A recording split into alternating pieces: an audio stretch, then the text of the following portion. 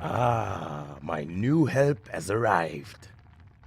I've never seen you down here before, Devan. What have you done to deserve this sorry job?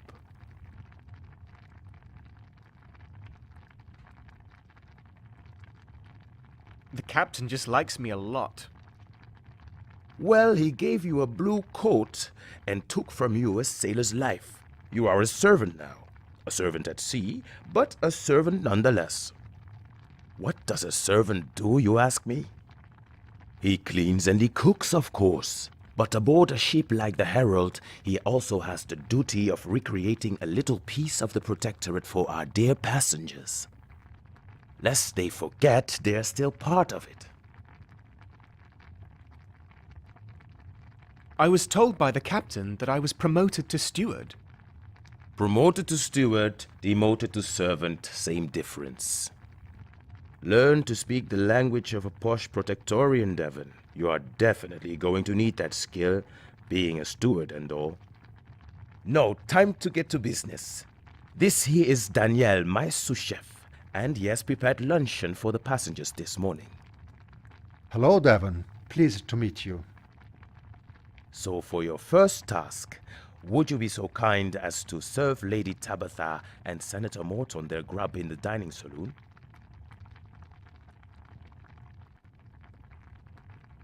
Of course.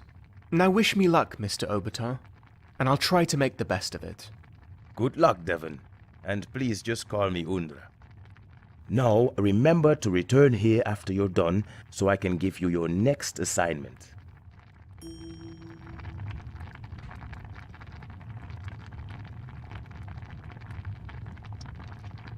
The dining tray contained the food for Lady Tabitha and Mr. Morton.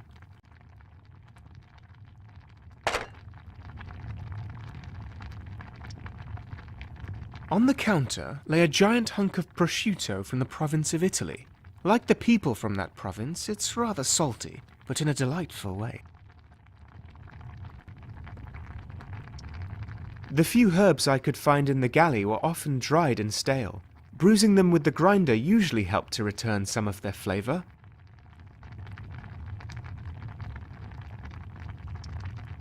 Traces of cornflour and butter covered the roller.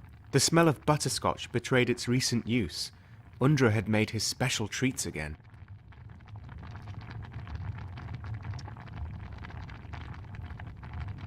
Little bits of food were still stuck on the inside of the pan. It seemed like Daniel had been in a rush when he washed the dishes.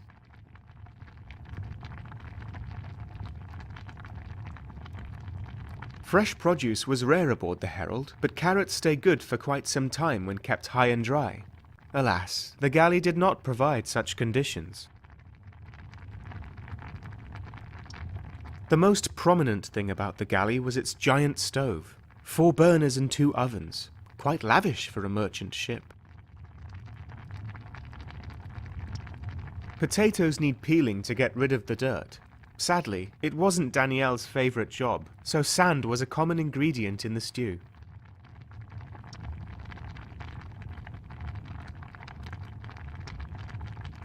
The best Protectorate cheese comes from the province of Holland. This particular one smelled a bit mouldy though, so perhaps it came from the province of France. Rice from the colonies is a staple aboard Protectorate ships. It's easy to transport and high in energy, even though rice alone won't really nourish you. Cans of beans, peas and pickles lined the wall. The necessity of canned food meant it was kept on stock in abundance.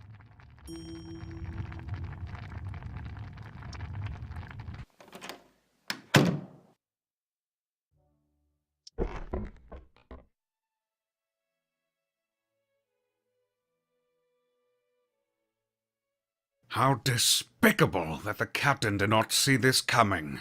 It's just unbelievable. You should stop worrying about everything, Uncle. Every time you frown like that, you get a new wrinkle. I'm a man, Tabitha. Wrinkles give me character.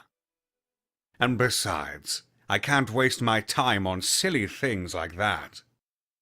Why shouldn't a politician care about his appearance? Your line of work requires you to persuade others. A dashing appearance would surely give you an advantage. Who said I didn't care about my appearance? Am I not dashing enough for you? Well, you could try and follow the latest trends from the colonies.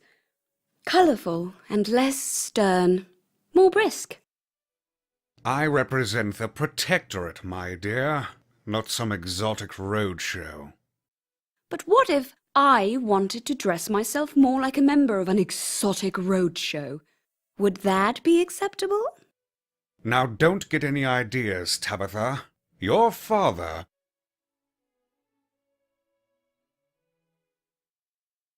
Yes? My father... what? Your father wouldn't approve, my dear. Indeed. But father's not here. And why should you have the right to tell me what to do when he's not around? Because I am your appointed guardian. That's why. I'm a grown woman.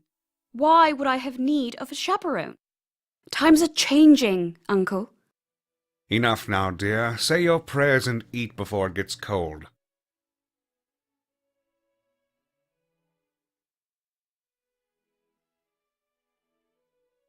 Could you pass me the salt, please?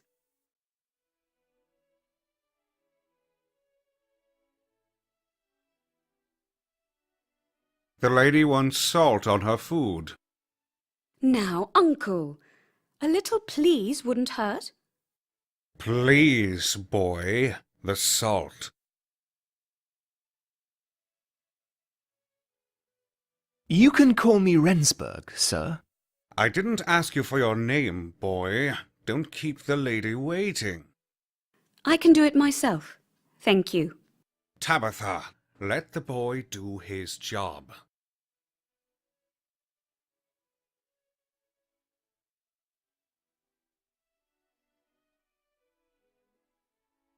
Thank you kindly.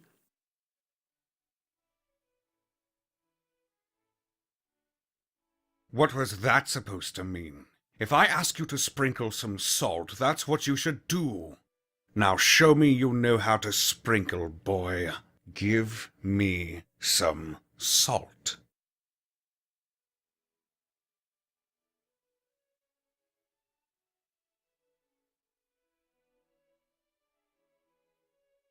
My name's Devan, sir. I didn't ask you for your name, boy. Service has become quite lackluster these days. What happened to the men and women who knew how to blend in with the background? Please leave us.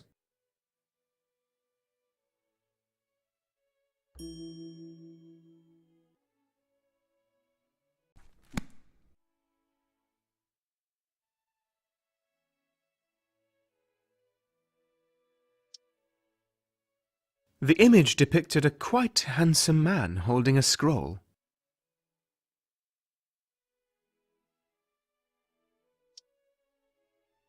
The Herald had carried many famous people across the oceans.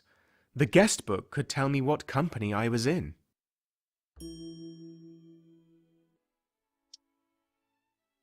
A painting of a chemist showed him experimenting with chemical compounds. I have always been fascinated by science, but my foster parents not so much. They often said university wasn't the right place for me.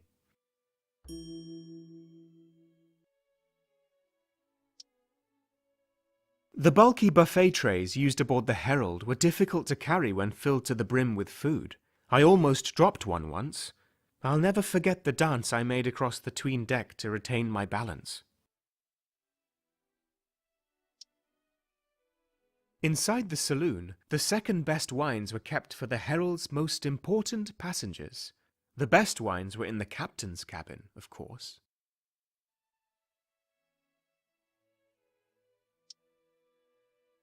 The cups and plates in the saloon had the allure of fine china, but Hayward once jokingly told me he had bought them cheap from Japan, so they probably weren't.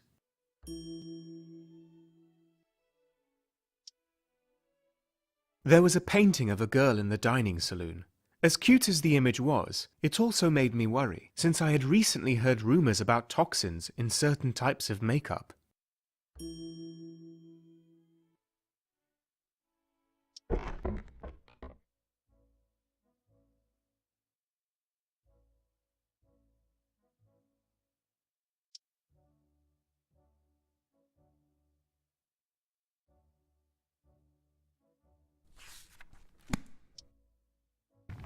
Danielle, is that you? Can you hand me the saucepan?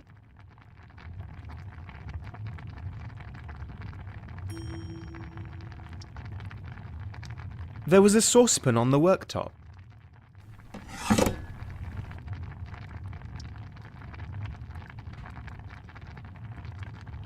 Oh, Devan! I didn't expect you back already. Say, were our honorable guests pleased with their meals?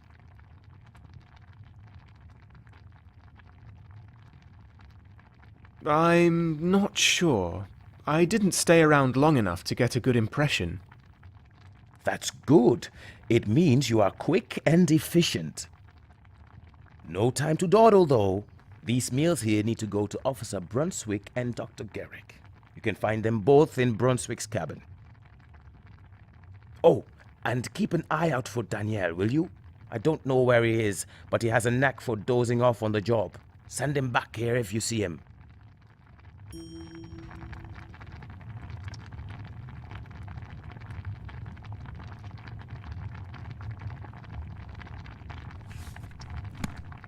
The tray contained the food for Officer Brunswick and Dr. Garrick.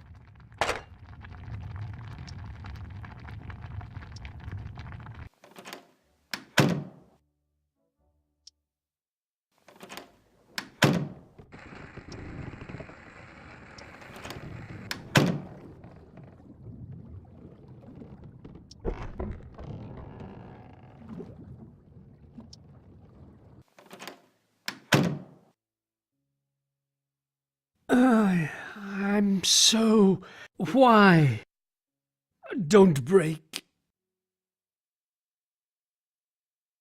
Is he going to make it, Doctor? I'm not sure. He's tough, but it's getting worse by the day.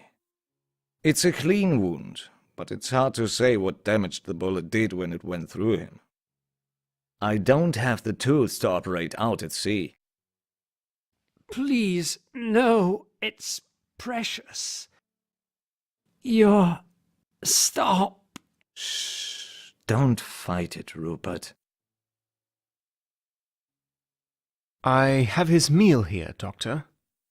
It's unlikely he'll keep anything down in this state. I'll help him eat after I've administered his medicine.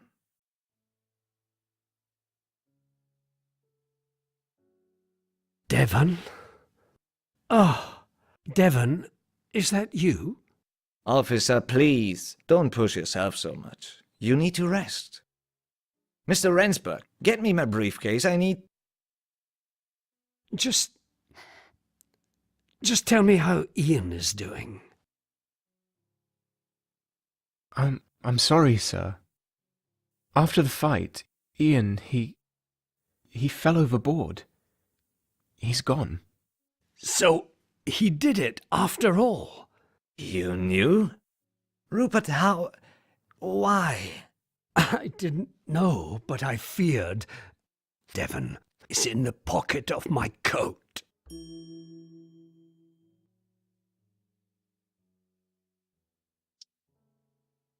Like Brunswick said, there was a letter in the pocket of the coat. It was Ian's, and it wasn't nice.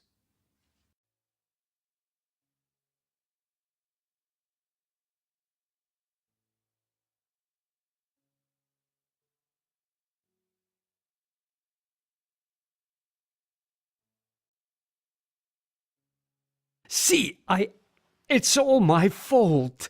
I could have stopped him. I shouldn't have... Now, Rupert. Ian was deranged. A sane individual wouldn't... Doctor, I should have known. He thought I was a creep. I see now that I pushed it too far, but I only wanted what was best for...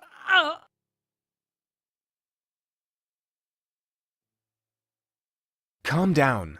What's done is done. We cannot change what has already happened. Just pray for the poor boy's soul. And yours, officer. Listen to me, Rupert. There are few things we can ever hope to achieve in our time here on Earth. One of them is to be loved. Remember that Ian was loved by many. Now, please fetch me a bottle of laudanum from my briefcase, will you, Mr. Rensburg? The officer needs his medicine so he can rest.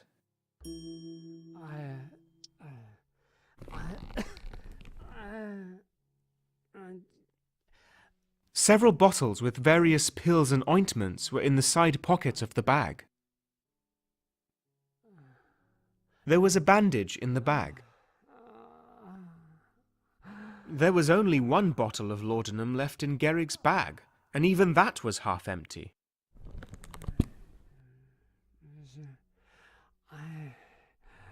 Is this all, Mr. Rensburg? I had another full bottle of this with me.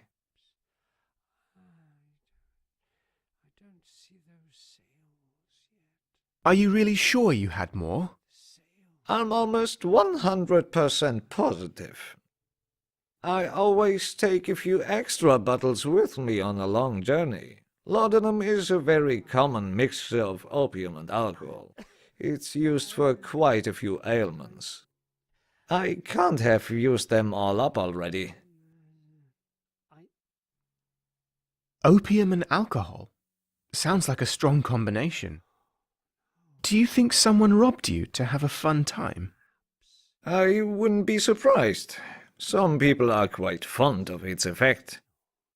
It makes the user all fuzzy and warm inside, not to mention the dangerous illusion of being completely carefree for a while. Well, if you would, keep an eye out for someone with a flushed face. Laudanum usually makes people blush a little. Now please leave us, Mr. Rensburg. The officer deserves some privacy when I administer his dose.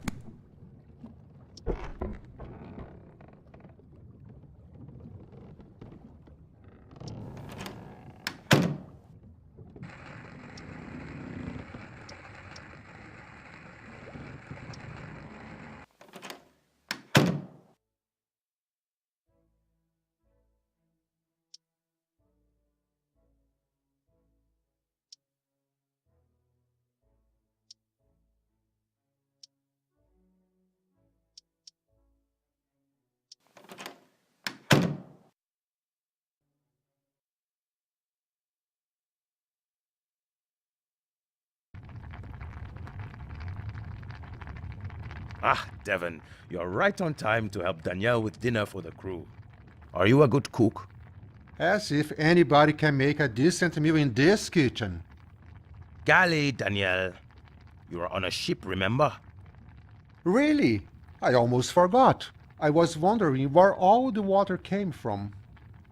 Yes, you are still quite wet behind the ears. Now, boys, the water is cooking, and I expect you to make me proud while I clean and set the table. So get a move on and make me a nice stew.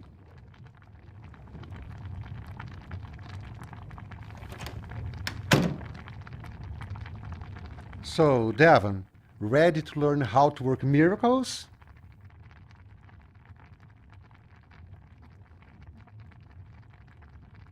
My adoptive parents weren't poor, but I'm quite used to getting the scraps.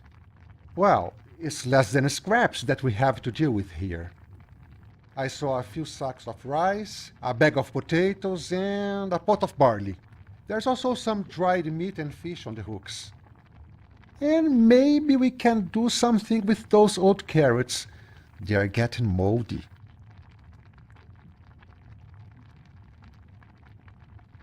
Oh, that sounds really bad.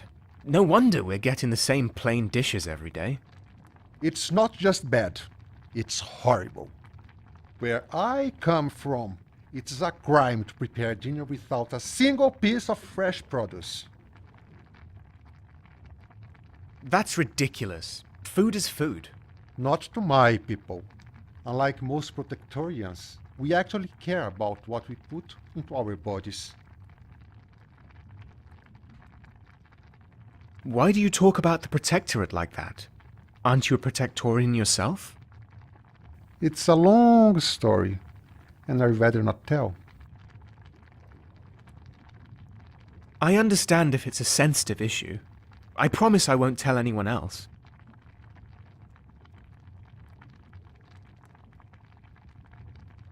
No?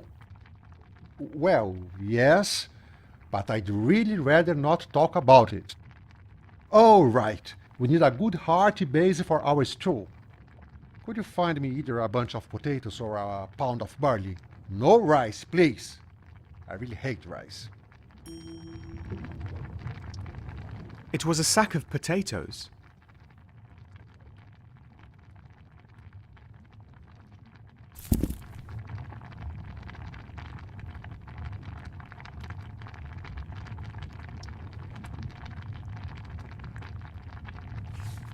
Potatoes, huh? You have good taste. Hey, Devan, that Protectorate blue, it really looks too good on you. I mean, why does the captain like you so much?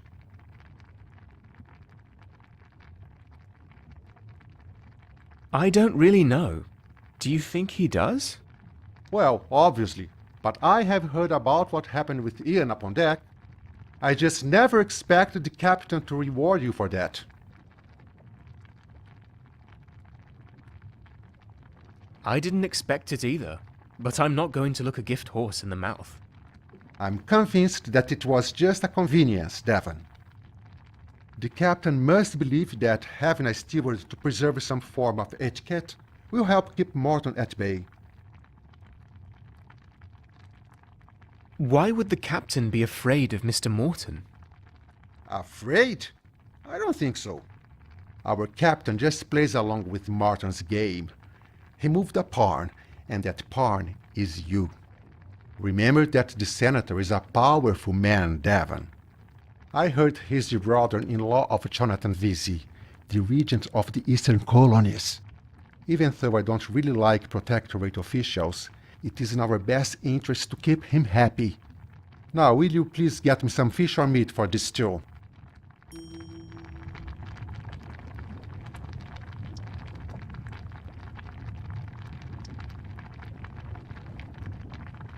It was a cured fish.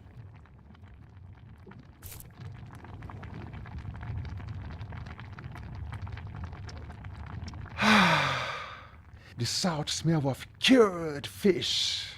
It will go well with some ground chili peppers. You probably love spicy food, right, Devan?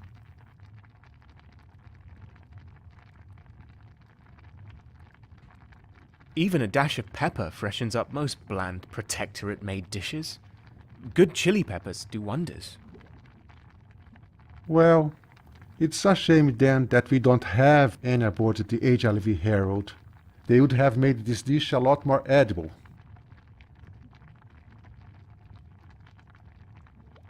Is there something wrong with you? You're acting a little strange. I'm just being a bit sentimental, Devan. Sometimes you suddenly realize that you dearly miss something you left behind.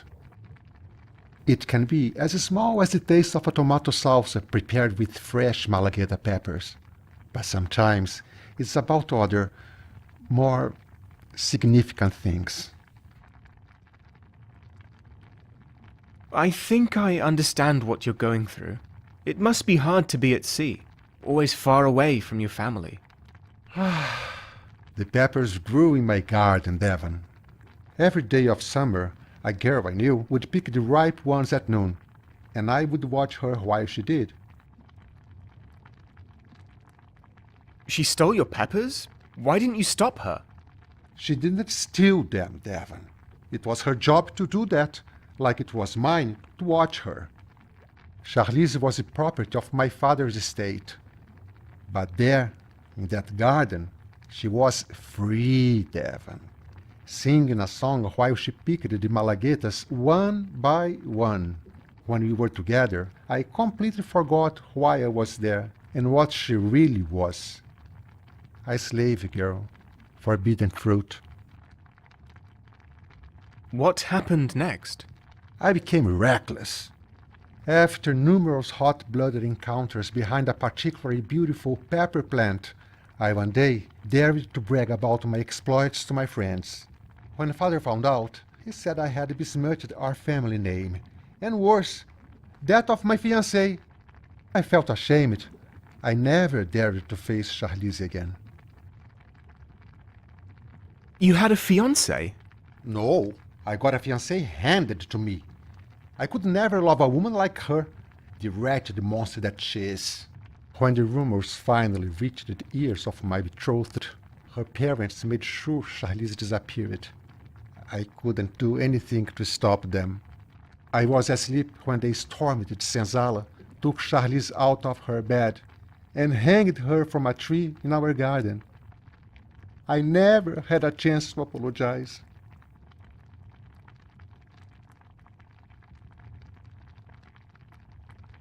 They killed her? What barbarism! Well, the stew is done. Go serve the crew on the twin deck. I'll be right there.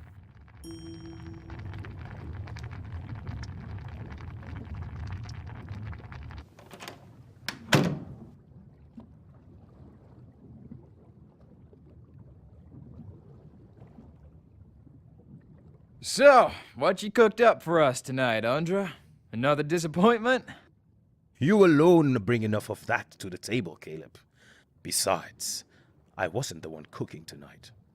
If you were not cooking, Undra, who was? Danielle, together with Devan here, made a fine stew for us. You trust your kitchen to Ransburg? Galley, Caleb. And yes, I do. I guess you are used to rats in your kitchen. Rather a rat than a weasel like you. I'm starving. Fill my bowl right up, Devan. It'd better be good.